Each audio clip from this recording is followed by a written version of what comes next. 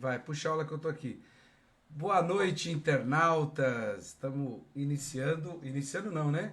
Estamos na segunda aula do nosso curso sobre tributação no Brasil com a professora Marilane Teixeira, que já está com a gente aqui para começar esse nosso importante curso. Tudo certo aí, Mari? Tudo certo. Então vamos chamar aqui a nossa aula. Deixa eu ver se está tudo certo aqui a aula. Beleza. Tudo bem, Mari? Tudo bem, Hélio? Como é que está? Tudo Tudo bem, tudo bem, jóia. tudo bem com todos que nos assistem. Tudo jóia. Deixa eu ver se eu dou uma olhada aqui na sua imagem para diminuir esse branco que está muito forte. Deixa eu já diminuir aqui. Deixa eu ver esse aqui também. Opa, opa. Tá jóia, assim tá perfeito. Tá bom.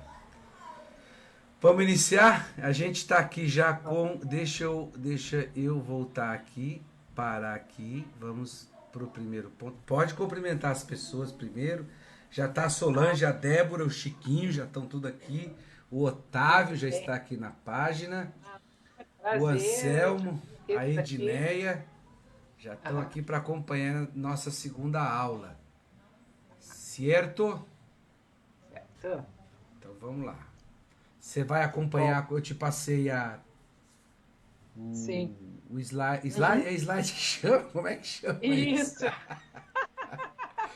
Slide não dá, né? Bem moderno. Bem moderna. Estamos passando aí a animação, segundo os É isso, especialistas que eu tenho aqui. A animação, animação né? que está aí. Estamos Então, bem animados. Aí, então ô tá. Mari, hoje o que nós podemos fazer? A gente pode começar, dependendo aqui as perguntas, eu faço algumas interrupções curtas. Tá, Aí no finalzinho a gente deixa um pouco pro pessoal tirar a dúvida, mas quando for tirando a dúvida aqui, para não deixar os tá. nossos internautas aflitos, a gente já Aham. vai dando já um retorno a eles. É Não, só, ótimo, só ótimo. aos seus comandos agora. Certo, então vamos lá. Ele já está a Já tá na postos a agulha rolar. aqui. Então, Já tem o a primeira. conteúdo do nosso encontro de hoje, né? Isso, tá aqui Então, o já. que que Aula nós vamos 2. tratar hoje? Nós vamos tratar é, de entender para onde vão os impostos que nós pagamos, né? Qual é a destinação deles, para qual políticas eles são aplicados. Vamos entender também um pouco sobre como é que funciona as contas do governo, né? O orçamento, o que constitui o orçamento, o que é receita, o que é despesa, o que é despesa obrigatória, o que é despesa discricionária, o que é atribuição, por exemplo, do governo federal, dos estados, dos municípios em relação à tributação. Bom, na segunda-feira, né, nós dedicamos o nosso encontro a falar um pouco o que são os impostos diretos, o que são os impostos indiretos, e nos detivemos mais nos impostos indiretos. E o objetivo daquele encontro foi de mostrar como nós temos no Brasil um sistema que penaliza as pessoas mais pobres, com menores rendimentos, é um sistema tributário regressivo, portanto, quem paga mais impostos é quem justamente tem rendimentos menores, basicamente rendimentos do trabalho, né? Não podemos esquecer quando a gente fala de rendimentos de renda, a gente está falando de rendimento do trabalho, também está falando de rendimento do capital.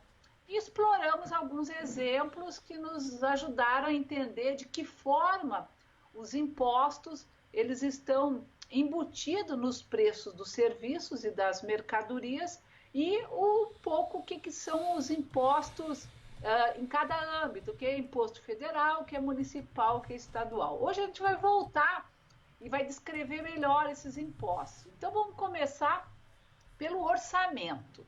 Tá? E é muito importante não confundir orçamento com público com orçamento da família, pessoal. Isso é muito comum. As pessoas, inclusive, gostam de, para facilitar os exemplos, o entendimento, associar orçamento público com orçamento familiar. Não tem, uma coisa não tem nada a ver com a outra. Então, eu nem vou usar o exemplo de família para justamente não confundir. Tá? O orçamento, então, ele é formado de duas contas muito simples, são as receitas e as despesas. Bom, as receitas nós já vimos, as receitas são as arrecadações, são os impostos, as taxas, as contribuições. Tá? Então, isso é o que constitui as receitas. Não tem outra forma de obter receita.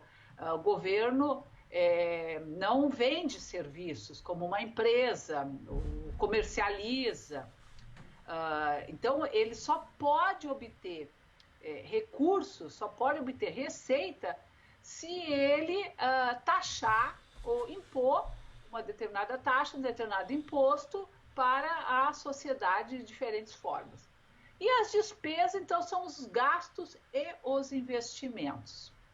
Quando se monta o orçamento é anual, ele é mais ou menos no mês de abril, maio de cada ano, o governo já começa a delinear o orçamento do ano seguinte, ele envia para o Congresso o orçamento, ele é obrigado a enviar até o dia 31 de agosto, e aí o Congresso Nacional tem do mês de setembro, outubro, novembro, até início de dezembro, para analisar o orçamento, propor emendas, mudanças, e ele tem que ser aprovado ainda no mês de dezembro, sancionado pelo presidente da República para que ele possa começar a ser executado, então, no ano seguinte.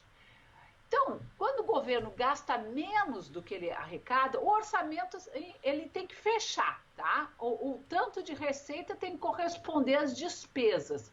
Então, os gastos, né? Então, eles têm que bater. O que é enviado para o Congresso, o que é aprovado, as contas têm que fechar. Nós temos um exemplo logo na frente que vai ficar mais claro isso, vai ficar mais evidente.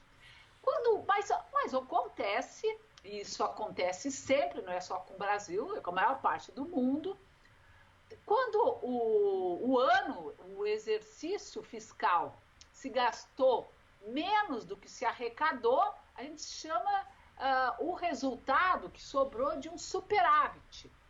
Agora, quando se gasta mais do que se arrecada, aí o nome que se dá a isso é déficit.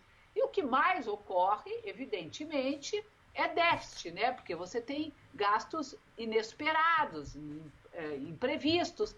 Você faz uma estimativa de arrecadação tributária para o ano seguinte, que muitas vezes não se confirma, porque ela é baseada também numa estimativa de crescimento econômico que muitas vezes não ocorre. Vou prever que em 2020 a economia vai crescer 2%, só que provavelmente esse ano, em função do Covid-19, a economia provavelmente vai cair de 5% a 10%. Então, é uma situação imprevisível. Não que a gente possa dizer que a economia iria crescer 2%, porque nos últimos anos ela não tem crescido mais do que 1%, né? Então, claro que o ano, e você as despesas têm que serem realizadas, porque praticamente 95% das despesas, elas são obrigatórias. Então, seguindo, né, na nossa análise, como é formado então o orçamento, então ele é formado então pelas receitas e as despesas, e quando o exercício, o ano fiscal, ele encerra com déficit, ou seja, se gastou mais do que se arrecadou, a forma de financiar esse déficit é pela emissão de papéis, que é os famosos títulos da dívida pública. Todos nós já escutamos, ou alguns de nós, inclusive, até já comprou direto no Tesouro Nacional, títulos da dívida pública. Então, esses papéis, então o governo ele precisa fazer frente a um volume de gastos que foi superior ao que ele foi capaz de arrecadar naquele ano, e para que ele pague, então, ou encaminhe os recursos para as pastas, para as secretarias, para os ministérios, para as políticas, ele vai precisar de dinheiro. Aí o que ele faz? Ele faz emissão de papéis, tá? Por meio do Tesouro Nacional, e ele negocia com os bancos. Então, ele oferece, os bancos adquirem esses papéis, pagam, e o governo oferece uma determinada taxa de juros, que vai ser o retorno pela venda, né, pela negociação desses títulos. Aí o que os bancos vão fazer com esse monte de papel, gente? Eles não podem ficar parados. Então o que eles fazem? Eles oferecem esses papéis de diferentes nomes, né? Então é uma infinidade, e negocia com a sociedade, com as pessoas, com os rentistas, com o dono de capital. E é isso, então, portanto, uma boa parcela da dívida pública, ela vai para as mãos, na verdade, da sociedade, tá? Intermediada pelos bancos. Então, uma curiosidade, por exemplo, em dezembro de 2019, a dívida pública mobiliária federal é o estoque da dívida, tá? Ela era de 4 trilhões e 83 bilhões. É difícil imaginar, né? Isso é quase 65%, 70% só do PIB brasileiro, de tudo que a gente produz de riqueza num ano, né? E aí, mais uma curiosidade, também esse dado de dezembro de 2019, e é aquilo que eu comentava com vocês, que quem são os detentores da dívida pública. Então, você tem os fundos de investimento, quase 27%. Isso representava, gente, 1 trilhão de estoque da dívida, estava só com esse grupo, fundos de investimento. Aí você tem em seguida os fundos de previdência complementar, previdência privada, né? Que tem mais ou menos em torno de 25% desses títulos, as instituições financeiras, os bancos, mais 25%, investidor estrangeiro, 10%, governo, seguradoras e outros. Isso é a forma como é distribuído, então, os títulos da dívida pública. Então, na animação seguinte, nós temos um exemplo do orçamento federal de 4 anos, 2017, 2018, 2019 e 2020. Vocês estão vendo 4 colunas. As 2 primeiras colunas se referem à receita e as 2 últimas colunas se referem à despesa. Então, no orçamento da receita, você tem o orçamento inicial, que é aquele que foi aprovado, que começa a vigorar dia 1º de janeiro de cada ano, e depois o orçamento da despesa também. E aí o atualizado é quando ele precisa eventualmente sofrer alterações. Agora é muito difícil você alterar receita. O que altera, na verdade, são as despesas, né? Então, olham bem, lá no 2017, o orçamento, vamos lá pegar o orçamento inicial da receita, era em torno de 3 trilhões e 400 bilhões. E lá estava o orçamento da despesa em torno de 3 trilhões 350 bilhões. Então, uma pequena diferença. Depois tem 2018, depois 2019, e aí nós temos o orçamento de 2020. Vamos olhar o orçamento ali da receita.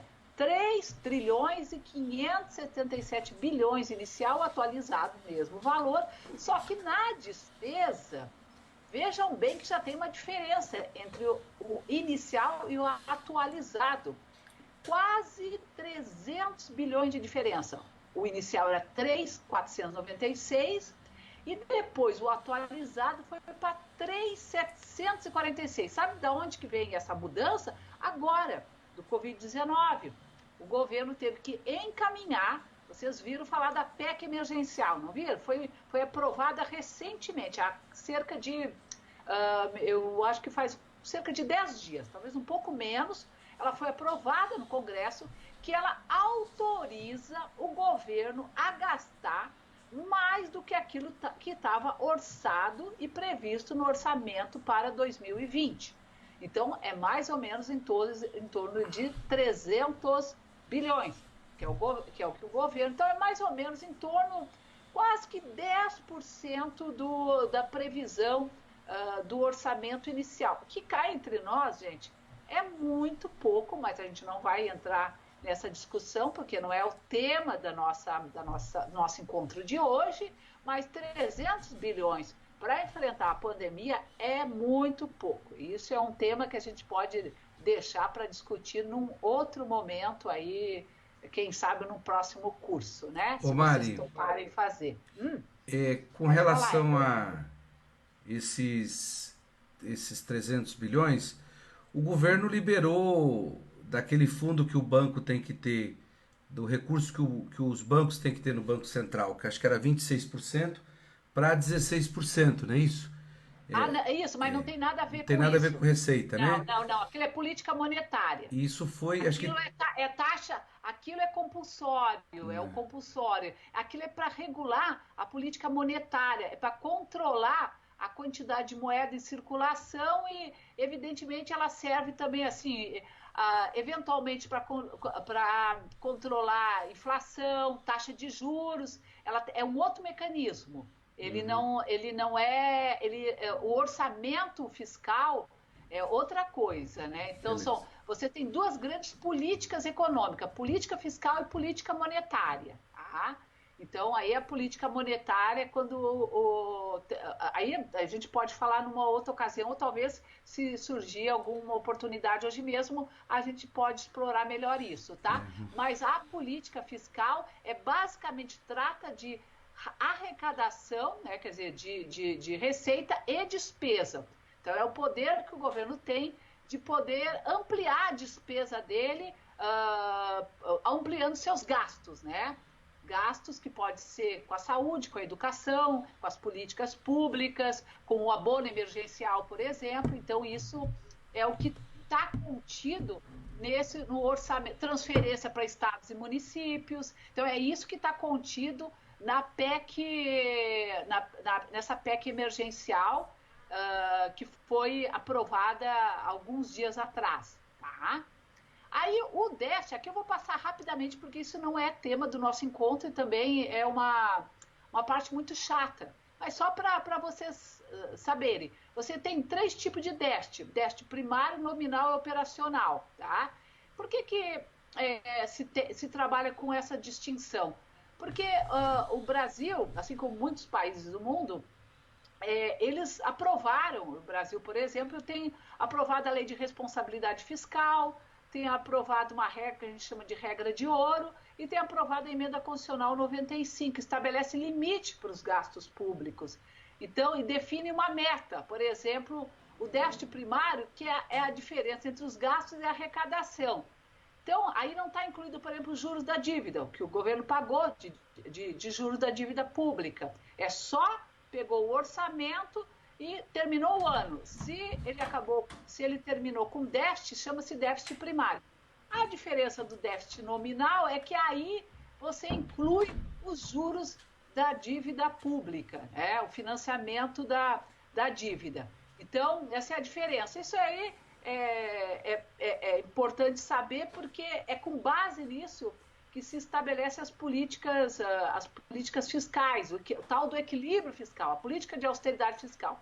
Se ele diz que não pode gastar mais do que o déficit primário, não pode ser superior a 1% do PIB, então aí o déficit nominal vai ser maior, porque vai incluir os juros da dívida, enfim. Mas isso é um tema que não é exatamente, vamos dizer, objeto da nossa discussão. É uma discussão bem chata, que envolve o tema da austeridade fiscal, que a gente pode abordar, provavelmente podemos voltar a isso na última aula com o professor Fagnani. Agora, nas receitas, eu me lembro que na segunda-feira vocês ficaram mais curiosos para saber o que é exatamente competências de cada estado, né? O que são os impostos federais, estaduais e municipais. Aí na tela vocês têm o que é a competência do âmbito federal. Vocês viram que a lista é grande, né? Então tem vários, não tem só impostos, tem contribuições também, tem programas. Então, por exemplo, lá o primeiro, que é o Imposto sobre Importação, depois o IPI, o IOF, que é o Imposto sobre Operação Financeira, Imposto de Renda da Pessoa Jurídica, Imposto de Renda da Pessoa Física, Imposto sobre Propriedade Territorial Rural, Contribuição para o Financiamento da Seguridade Social, que é o COFINS, o CID, famosa Contribuição para a Intervenção no Domínio Econômico, Contribuição sobre o Lucro Líquido das Empresas, INSS, que é o Instituto Nacional de Seguridade Social, também entra nos tributos. O Fundo Garantido por Tempo de Serviço também entra como tributo, porque, afinal de contas, ele ajuda o financiamento da casa própria. O PIS ou o PASEP, a diferença de um para o outro é que um é setor público e o outro é do setor privado, tá? O PASEP, por exemplo, do setor privado, do setor público, e o PIS é o Programa de Integração Social do setor privado. Aí, só um exemplozinho aqui separei 2 exemplos de impostos, o imposto de renda pessoa física, pessoa jurídica, para vocês já terem uma ideia de como é desigual a nossa tributação. Só peguei esses 2 impostos, que são impostos diretos. Vocês estão vendo ali na tela como é distribuída a base de cálculo para o imposto de renda à pessoa física. Então, você tem vamos dizer, uma faixa de isenção que vai até 1.903,98 e depois você vai aplicando de 7,5% até 27,5%, que é a última faixa. Então, ou seja, quem ganha acima de 4.664,68 deduz um valor, né, um valor de isenção, que é ali 869, depois já aplica em cascata o imposto de renda.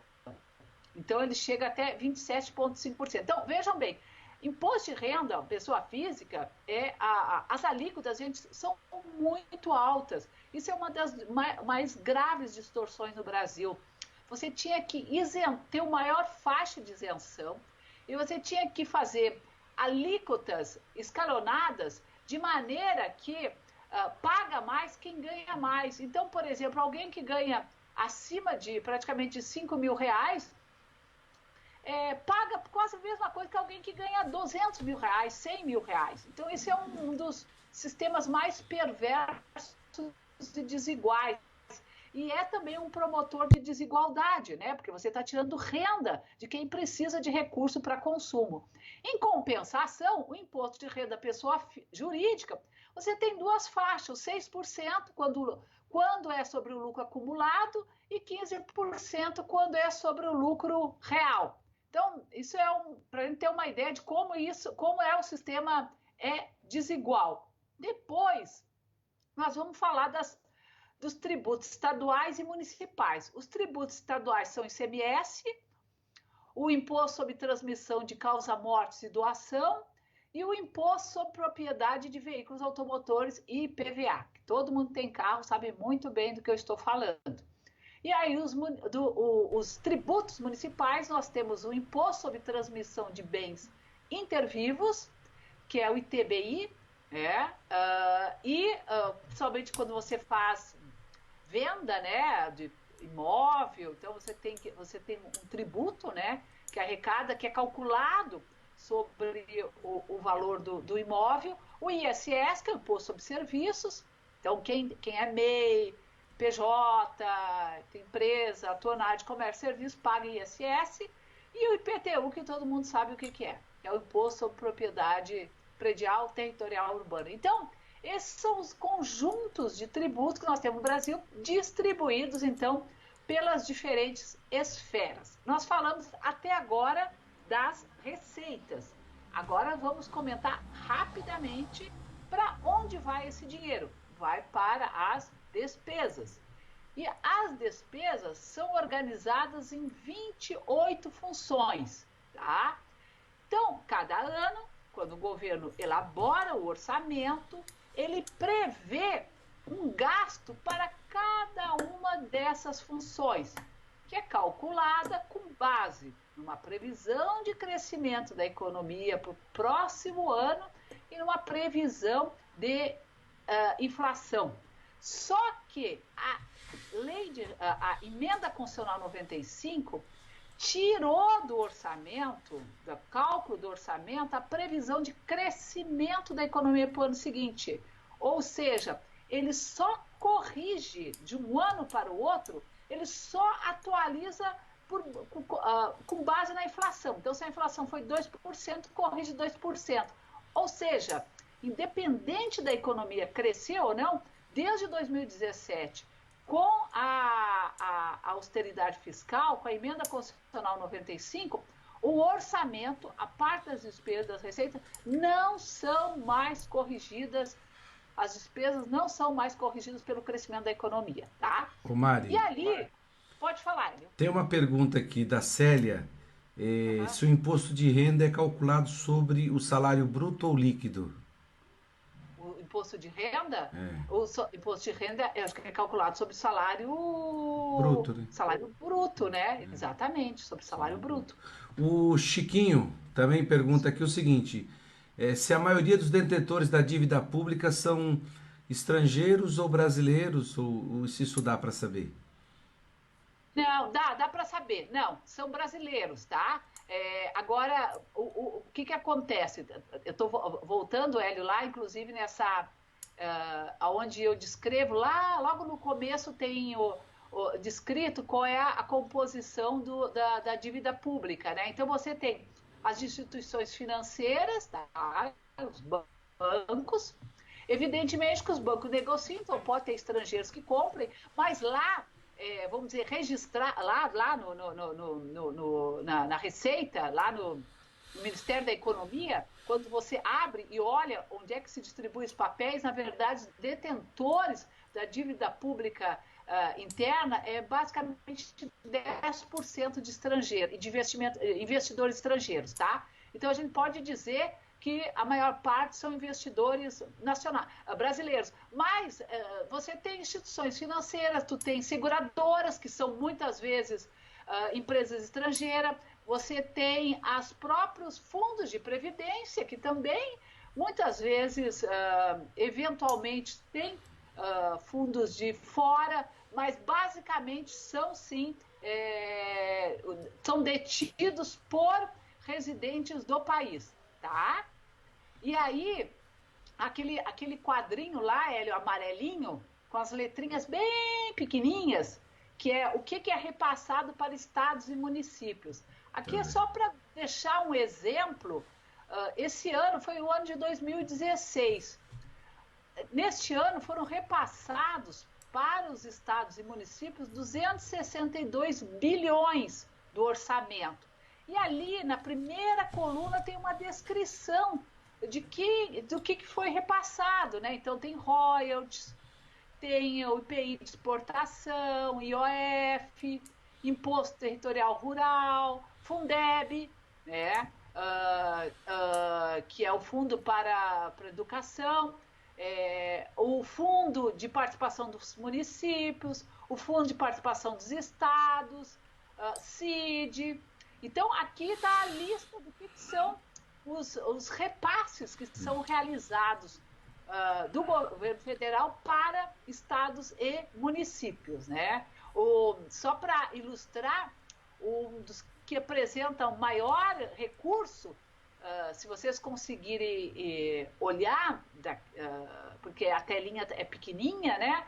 Mas é o Fundeb, por exemplo. São 42 bilhões que foram repassados em 2016. O Fundo de Participação dos Municípios foi 91 bilhões. O Fundo de Participação dos Estados, 79 bilhões. Então, os maiores montantes, eles estão... e o royalties aqui, né? Teve um percentual bem alto, 13 bilhões lá nos royalties. Então, essa é a lista dos repasses, tá? para estados e municípios. Alguma questão, Hélio? Tudo bem até agora? Tranquilo? Ah, não estou te ouvindo. Desculpa, tô com o microfone Tudo fechado bem? para não oscilar a rede. Não, tudo bem, pode tocar, Mari. A Então tela tá. dá E para as ver muito bem, despesas? viu? A tela dá para ver muito bem aqui, Ah, o que quadro. O ótimo. quadro dá para ver muito bem. Perfeito. É que no na minha tela aqui ela tá bem pequenininha, Não, né? não, tá tamanho legal. Ótimo. Então, há dois tipos de despesa, pessoal: as despesas obrigatórias e as despesas discricionárias. As obrigatórias é aquelas vinculadas ao orçamento, à receita. Então, o governo, independente de ter dinheiro ou não, ele tem que cumprir com essas obrigações. Saúde e educação, então, são os exemplos mais evidentes, mas também tem outros, por exemplo, seguro-desemprego, abono salarial, renda para as pessoas com deficiência, com invalidez ou idosos, que é o benefício de prestação continuada, a Seguridade Social, né, a Previdência, a folha de pagamentos funcionários públicos. Então, isso são despesas obrigatórias. Tem dinheiro, não tem dinheiro, tem que pagar. Então, por exemplo, chegou o mês de setembro. Ah, não tem mais, o governo já gastou tudo, e aí quem pedir o benefício da aposentadoria vai ter que esperar o orçamento do ano que vem. Não, tem que pagar. Se a pessoa perdeu o emprego e tem direito ao acesso seguro-desemprego, tem que pagar. Então, isso é o que a gente chama de despesas obrigatórias. Só que tem uma tentativa, desde o Temer, de desvincular isso, de acabar com a obrigatoriedade das despesas e condicionar elas à existência de caixa. Tá? Então, isso é uma luta política que se faz para não permitir que se possa flexibilizar as despesas que são obrigatórias. As despesas discricionárias são aquelas que o governo pode eventualmente deixar de pagar ou adiar para o período ano seguinte. Então, hoje, no orçamento, praticamente, pessoal, 95% das despesas são obrigatórias. E, vamos dizer, essa margem de manobra do governo é muito pequena, é em torno de 5%. Tá? Ela é correta ou não? Ela é correta, sim, vincular as despesas obrigatórias, porque senão o governo pode decidir não pagar bônus salarial, não pagar seguro-desemprego, não pagar os benefícios da Previdência Social ou da Lei da Assistência Social, ou deixar de pagar salários. Então, essas despesas, sim, elas têm que ser mantidas como obrigatórias, tá?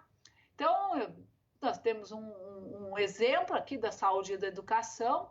Por exemplo, o percentual que está definido na Constituição, o percentual está definido na Constituição, pessoal, na Constituição de 88. Ele deveria ser elevado anualmente até 2020, quando ele alcançaria 15%, isso na área de saúde, tá? Mas no final de 2016, como foi aprovada a emenda constitucional 95, ela congelou os gastos públicos pelos próximos 20 anos. Então, desde 2017, não pode se aplicar um centavo na área de educação, na área de saúde e qualquer outra política que não seja para pagar os juros da dívida pública, né? Se o governo quiser, por exemplo, ele pode destinar ao setor um valor superior ao mínimo. Por exemplo, em 2015, quando ainda era no governo Dilma, foram gastos 14,8% da receita líquida em saúde, quando na Constituição o valor o percentual era um pouco menor. Então pode, mas só que isso foi uma realidade, pessoal, que acabou com o governo Dilma, porque a partir de 2016, 2017, isso se alterou completamente. Então, essa meta de que nós alcançaríamos 15% para a área de saúde até 2020, ela foi abandonada. Aqui é uma animação do orçamento público, mostrando aonde é que estão as as despesas obrigatórias, né? Então mostra lá os idosos, as pessoas com maior deficiência, com algum grau de falta de mobilidade, né? Então, e basicamente concentrado na área então de saúde e educação. E a educação também. A Constituição determina que o governo federal destine 18% da receita líquida dos impostos, já descontado o percentual transferido a estados e municípios, né?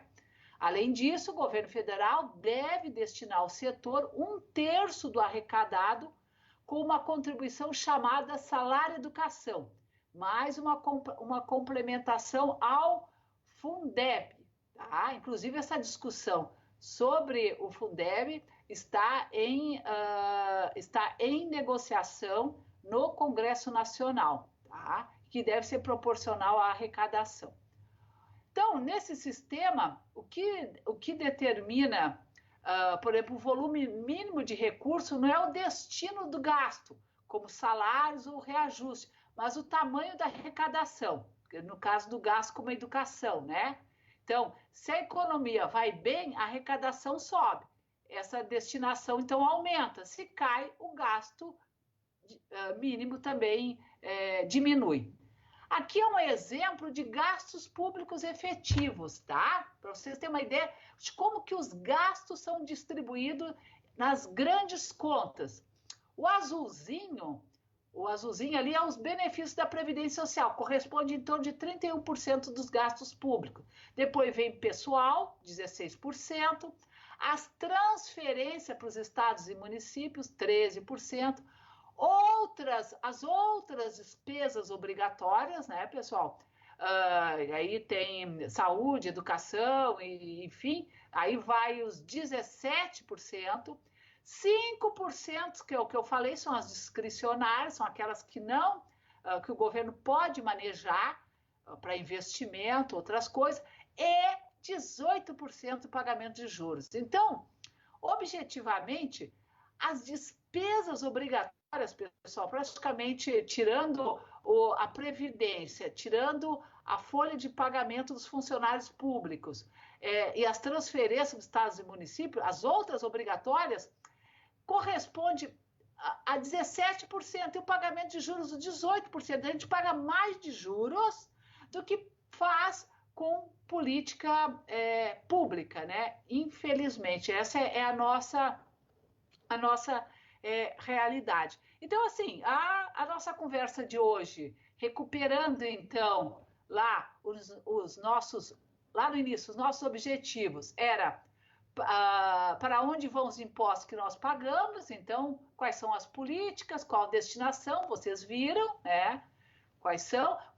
Nós explicamos qual é o conceito de despesa, de receita, o que é despesa obrigatória, o que é despesa discricionária, e mostramos o que são as atribuições em termos de impostos do governo federal, do estado e dos municípios, e também quais são os repasses que são realizados pelo governo federal para os estados e para os municípios. E, bom, com isso eu finalizo, Hélio. Podemos abrir para o bate-papo. Tá joia, Mari. Tem aqui algumas perguntas. A gente deixou, deixa eu ver se está funcionando os QR Code certinho. Tá aqui, ó.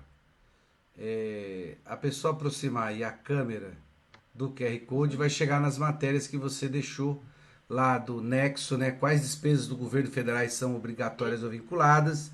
Esse é um dos QR Codes que nós temos, que você nos deixou. O outro QR Code, esse negócio de QR Code é fantástico, é só você aproximar, é maravilhoso. Que fala da Agência Brasil, a dívida pública brasileira fecha 2019 com 4,249 trilhões. E o primeiro QR Code, até aqui para a gente lembrar também, eu acho que era o que tratava, só aproximar, deixa eu abrir aqui, tá aqui. Também é da Nexo, ENAP, né? não, é do ENAP. Escola Nacional de Administração Pública. Exatamente, então, políticas públicas. Estão todos aqui no QR Code. É só aproximar a câmerazinha que você vai direto na matéria. Ô Aham. Mari, teve aqui uma pergunta Uhum. do Otávio. O presidente Lula disse que o governo poderia imprimir dinheiro Aham. e dar ao povo, pois não haveria inflação. E o que significa isso? Ele coloca aqui, é uma pergunta, certo, Otávio? É uma pergunta, né? E Aham. até juntando com aquela, até para o pessoal entender, Mari, essa questão do governo de ter liberado aquele compulsório, como você bem falou, dos bancos, mas Aham. os bancos, porque os bancos, esses dias até você me falou que o banco te liga para poder te dar crédito para você gastar, ou seja, eles estão indo nas empresas, os bancos, e oferecendo crédito desde que você deixe um fígado, o rim, a alma e o seu futuro lá. Porque eles Isso. conseguiram na política monetária, ter esse valor, que era o empréstimo compulsório, está na mão deles agora para poder especular livremente aí a Uhum. miséria dos outros, né? Que é o que os bancos sabem Aham. fazer bem. Então, Isso. junto isso, a pergunta do Otávio e a Elaine Teixeira, uma amiga sua, muito próxima, Ah, sim! ela pergunta se é sobre o bruto, deve ser a mesma pergunta que a Célia fez, né? O imposto de renda, ou se é após subtrair o INSS, é a pergunta dela. Ah, tá. Muito bem. Bom, eu vou começar. ah, eu não sei, porque essas coisas às vezes ah, a gente acaba esquecendo, né? Porque são Lógico. muitas regras. ah, A gente pode colocar para a aula seguinte, Mara. A gente deixa para poder isso. dar uma olhada, porque é muita coisa de É, contabilidade já, né? Tem que dar uma olhada. isso, exatamente. Economista não é muito bom para essa área de contabilidade. Mas se a Elaine está falando que é o bruto descontado do INSS, deve ser isso mesmo. Você desconta, retira o INSS do salário e aí calcula o, o, o imposto de renda, né? Ela Pode fala ser não, isso, eu mas afirma respondi. aí Deixa eu ver ela, aqui. se é, porque eu acho que fica. Não, ela fala o seguinte aqui, né? Ela respondeu a pergunta da Célia. Agora eu entendi a Elaine, tá certo ela. Ela fala que é sobre o bruto, após subtrair o Ah, pergunta! INSS. Não é uma pergunta, ela responde a Isso, pergunta da Célia. Agora eu entendi, Elaine. isso, Agora eu exatamente. entendi. É, ah, É que o nosso sistema aqui não, não, não, eu imaginei que era é, isso a gente não mesmo. tá no Facebook, não dá para ver como vocês veem, a gente vê aqui por dentro do programa. E por dentro do programa não é muito claro, porque aí vai passando as Ah, não, mensagens. perfeito. Mas a Elaine respondeu: o imposto de renda Aham. após Ótimo, subtrair o então tá, INSS, obrigada. é sobre o bruto. Isso, tá certo, Elaine. Agora ela Está perfeito. tá Tá. aqui respondendo tudo Ela é no nossa chat. assistente de palco. Assistente de palco. Ó, Hélio, vamos promover a Elaine para assistente de palco. Assistente de palco. E o Isso. Otávio, o Otávio faz a Otávio, pergunta do Otávio, que é a emissão de notas, isso. né? Que é a emissão. Tá. Muito bem, Otávio. Bom, assim, eu vou falar do tema que não é exatamente da nossa aula, porque a gente está tratando de política fiscal. Quando o governo quer financiar, por exemplo, financiar, obter mais recursos para fazer política fiscal, como agora, no coronavírus, né, na crise, ele se comprometeu 91 bilhões para pagar o abono emergencial, por exemplo, R$ 600 os R$ 1.200. Então, isso sai da política fiscal.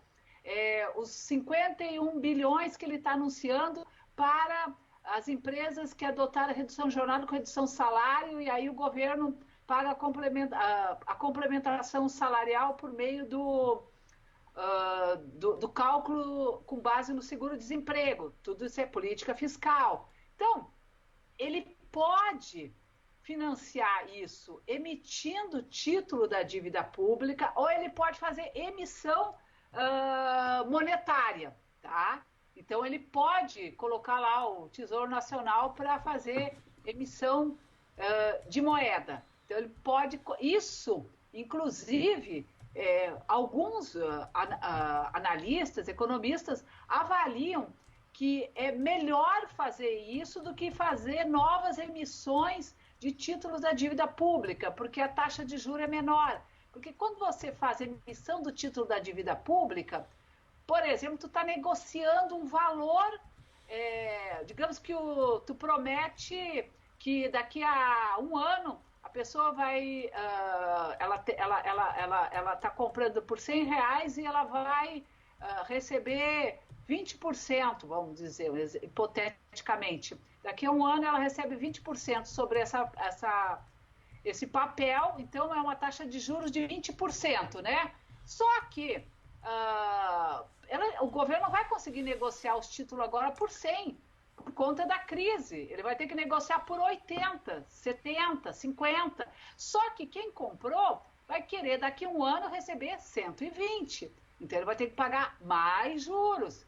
E isso aumenta a dívida pública. Então, fazer emissão de moeda, ele ajuda, porque aí você renegocia as taxas, porque aí você coloca esse crédito disponível nos bancos, aí então, portanto, você reduz a taxa de juros, pode colocar uma taxa de juros menor, porque você vai ter que ter uma quantidade de dinheiro em circulação maior, os bancos vão ter mais crédito e, portanto, vão ter que reduzir taxa de juros, e isso não afugenta investidor, porque o medo é esse, vai afugentar investidor, porque o investidor já afugentou, né, gente? Vamos ser sinceros. O que é só olhar o comportamento do câmbio todo dia. Cada dia, quando a gente olha lá, tem mais... O que é a desvalorização do câmbio? É porque está saindo mais dólar que entrando no país. É investidor que está saindo, né? Então, afugentar não é afugentar. Mas pode gerar inflação, porque tem excesso de dinheiro em circulação e não tem mercadoria e serviço na mesma proporção. Então, todo mundo vai sair querendo comprar, aí não vai ter produto e serviço, e aí o produtor, o comerciante, o fornecedor vai reajustar preço. Gente, numa crise como essa, com a previsão de queda do PIB para esse ano, de mais de 5%, com o nível de desemprego aumentando, é óbvio que o que menos provavelmente vai acontecer é essa política gerar inflação, né?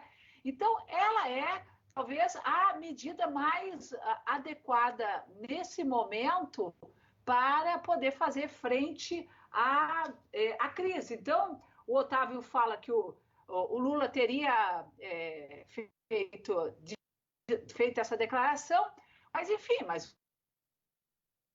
o Lula falou isso porque ele está, digamos que, consultando os economistas que hoje recomendam que essa política, de fato, seja adotada. Agora também tem, e Hélio, emendando um pouco aquilo que você havia lá no começo perguntado sobre a questão da emissão de moeda e também de aumentar o crédito disponível nos bancos, o governo tomou várias medidas, mas elas não estão sendo muito eficientes, não, porque a taxa de juros dos bancos continua altíssima, né? A gente sabe disso. A gente recebe proposta de novos cartões, de ampliação, por exemplo, do limite de crédito, mas o banco...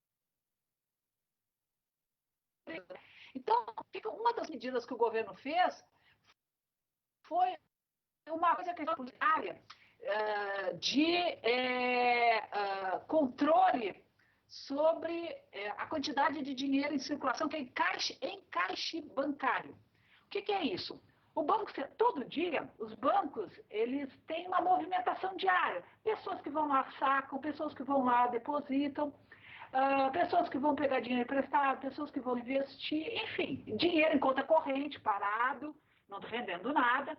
Então, esse dinheiro que entra em conta corrente, que está lá parado, todos nós temos um pouquinho lá em conta corrente, uns mais, outros menos, outros nada, esse dinheiro, o banco, ele é obrigado pelo Banco Central a manter um percentual em caixa, ou seja, ele não pode gastar, ele tem que recolher para o Banco Central. Então, digamos que ele...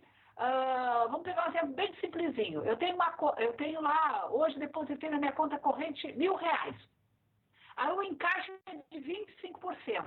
Então, desses meus R$ 1.000, o banco tem que recolher para o Banco Central R$ 250.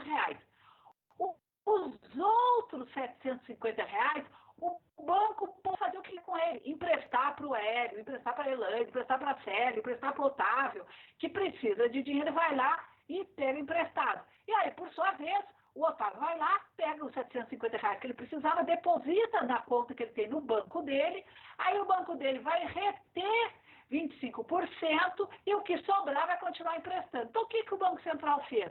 Ele reduziu esse valor do encaixe, tá? Para deixar mais dinheiro em circulação com o objetivo de reduzir a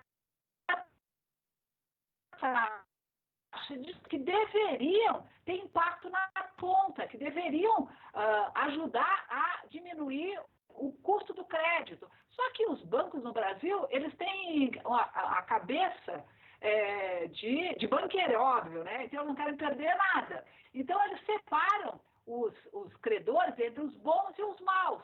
E aí, eles cobram taxa de juros para que os bons compensem os maus. Eles sabem que vão ter um nível de implência e, portanto, os bons pagam os maus credores, né? Então, isso faz com que, se o governo não tiver, e eu quero terminar com isso, uma rigidez maior em estatizar o crédito. Estatizar o crédito significa a gente zerar a taxa de juros, que é o que as economias fazem no momento de crise profunda, como é a nossa, né? Se não fizer isso, se continuar liberando dinheiro, eles vão continuar fazendo taxas altíssimas pelos empréstimos, seja para pessoa física, seja para pessoa jurídica. Espero que eu tenha respondido o Otávio. Respondeu, só deu uma travadinha na sua internet, eu não sei o que deve ter. Para mim estava perfeito. Tá? E aí você entra na quinta marcha e não tem jeito não, não segura não, deixa aí até chegar na linha final. Bom, a Célia fez uma pergunta, Agora, deixa eu só colocar aqui a pergunta da Célia, que tá aqui, ó, Célia. A Célia pergunta sobre aquela tabela, não é isso, Célia? Sobre a tabela de repasse para os estados e municípios, se aquele percentual que eles repassam está ligado à quantidade de habitantes, se eu não me engano é isso. Isso que é a pergunta Célia que a Célia perguntou. isso, exatamente. Tá Número de ligado a isso, habitantes, sim. tá bom. Exatamente. Ó, tem outra pergunta aqui do Henrique, que se pergunta, professora, nessa altura o corte da taxa Selic influenciaria em alguma coisa? Essa é a O corte pergunta da taxa Selic? do Porque, assim, Henrique. a Selic, Henrique, ela é uma taxa interbancária, né? É uma taxa de operação dos bancos com o Banco Central. Ela normalmente tem pouco impacto, inclusive, nos períodos, inclusive, mais favoráveis. Ela é uma referência. Então, se a taxa está aumentando, os bancos também praticam taxas mais altas. O que nos levaria a supor que se a taxa Selic cai, os bancos deveriam também estar reduzindo suas taxas de juros. Mas o que eles alegam? Eles alegam inadimplência, eles alegam que o custo para, por exemplo, aprovar o crédito é muito alto. Então, assim, digamos que, infelizmente, e essa é a verdade, infelizmente, as taxas de juros, elas não estão, de certa forma, a taxa Selic não está ajudando no sentido de que isso faça com que os bancos operem com taxas de juros menores. Não? O Chiquinho faz uma intervenção, deve ser uma intervenção, uma pergunta. A nossa assistente de palco está atenta para qualquer coisa que passe, ela já captura por lá.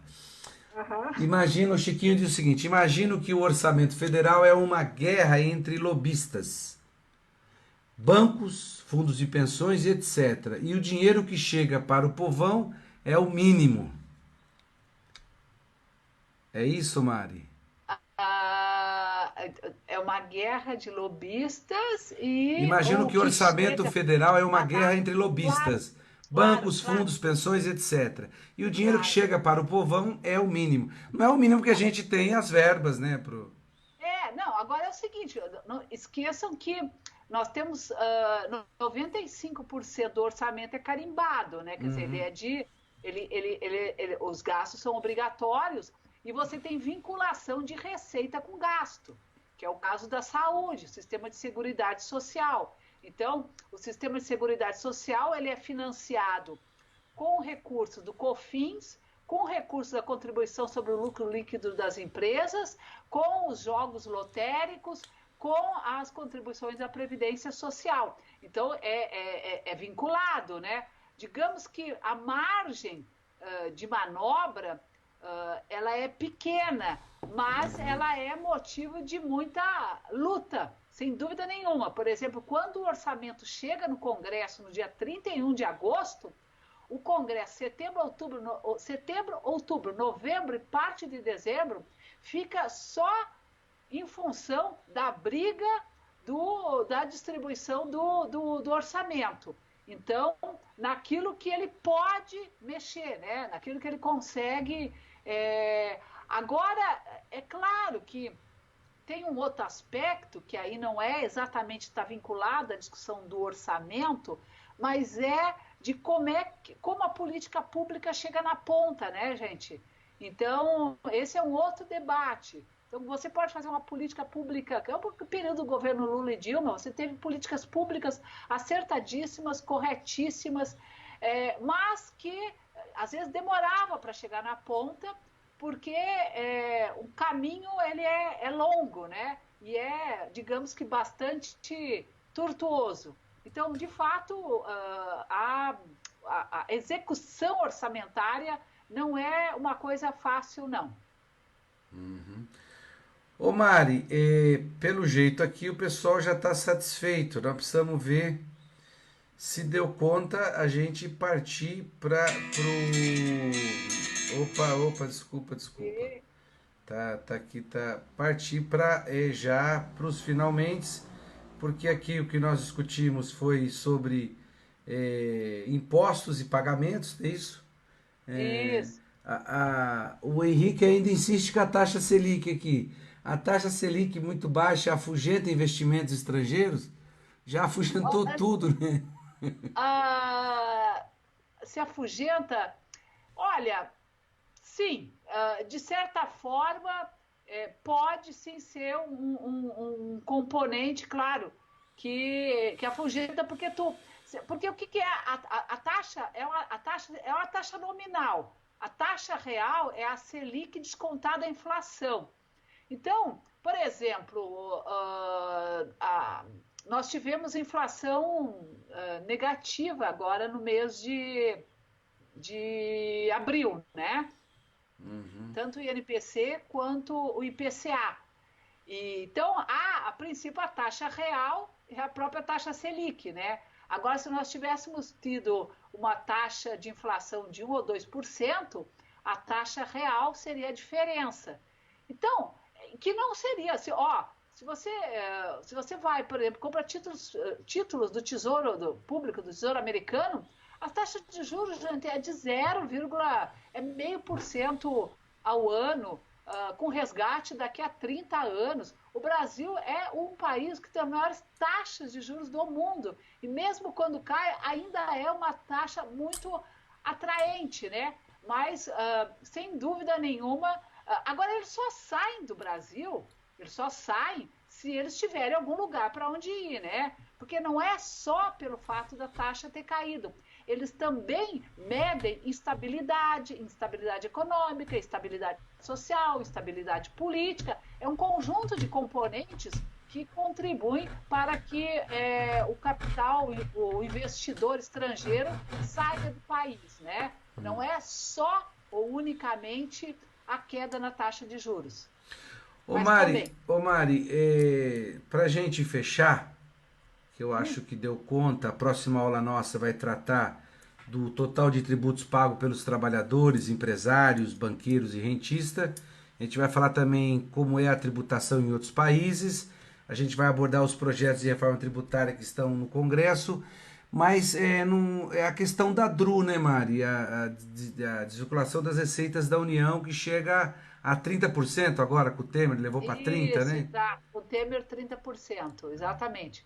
A desvinculação da Receita da União foi uma medida no governo Fernando Henrique Cardoso, quando ele desvinculou 20% do orçamento para podendo ser aplicado em outras políticas ou, enfim, naquilo que avaliasse que fosse mais urgente, investimentos, etc. Porque a gente tem duas contas, né? Gasto e investimento. Investimento é investimento em infraestrutura, tá, pessoal? Obras, estradas, aeroportos, tudo isso é investimento. O problema é depois, no Temer, ele ampliou essa desvinculação para 30%. O problema deles é que, como nós temos um orçamento de execução obrigatória, que é quase 95%, e temos despesas que estão vinculadas à receita, então eles não conseguem, vamos dizer, operar com a DRU da forma como eles gostariam. O sonho deles, na verdade, é desvincular totalmente as receitas as despesas das receitas, ou melhor, vincular. Você só gasta aquilo que arrecada, que não é como acontece hoje, que você tem despesas obrigatórias, independente de ter dinheiro ou não, você tem que fazer frente a elas, né? Então, isso inclusive é o que está numa das emendas das emendas PEC emergencial que foi enviado no final do ano passado no Congresso, que trata do serviço público. Uma delas é essa. Ela, vamos dizer, vincula a receita à despesa. Então, só gasta se tiver receita. Se não tiver receita, não gasta. Então, acaba com as despesas. Tem uma pressão muito grande para que isso volte a debate no Congresso logo depois da pandemia, né? Então isso vai ser um momento muito importante, que a gente vai travar uma luta muito importante, porque se eles conseguem aprovar isso, gente, aí sim, aí adeus o nosso orçamento para saúde, educação, do que ainda a gente tem de preservado, né? E, inclusive a Previdência Social. Então, significa que se não tiver receita, não vai ter nem pagamento de abono, de benefício, e aí vai. Para fechar, vamos aqui, a Arlete faz a última pergunta. Com a alta do dólar, nosso país pode sair prejudicado em questão das taxas de tributação? Quais serão os sintomas? Não necessariamente, porque a alta do dólar, na verdade, é uma indicação de que a nossa moeda está se desvalorizando frente ao real. Então, para os importadores... Oi, ele está com sono, Hélio? Coitadinho, está Pegou, hein? cansado, né, Pegou, Hélio? né? Pegou. Agora você me pegou de calça curta. Peguei, cansado. O que acontece é que, claro, as importações, com o câmbio desvalorizado, elas ficam muito mais caras, tá? E aí, uma forma de tentar contrabalancear o aumento das importações, do preço dos importados, é eventualmente reduzir tributação sobre os importados, para equilibrar, né? Principalmente naquelas áreas onde o Brasil é muito deficiente, né? A área de farmoquímicos, fármacos, então, e principalmente nos equipamentos agora para o combate ao coronavírus, né, que fazem parte do complexo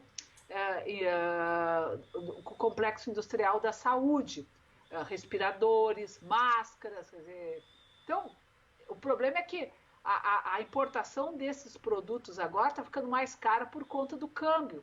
E aí o governo pode sim zerar tributação ou reduzir para poder compensar o câmbio. Então isso sim pode ter esse impacto sem dúvida nenhuma. O câmbio daria um outro mini curso, né, Mari?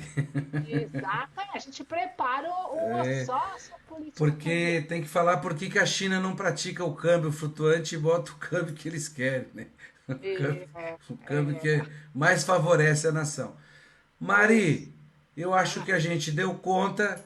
Na tá. segunda-feira que vem nós temos esse reencontro de novo. Aí eu vou estar menos cansado, Tá. é, porque esse negócio de quarentena todo mundo quer que passe, porque a gente está trabalhando muito mais. Não dá, é muito trabalho.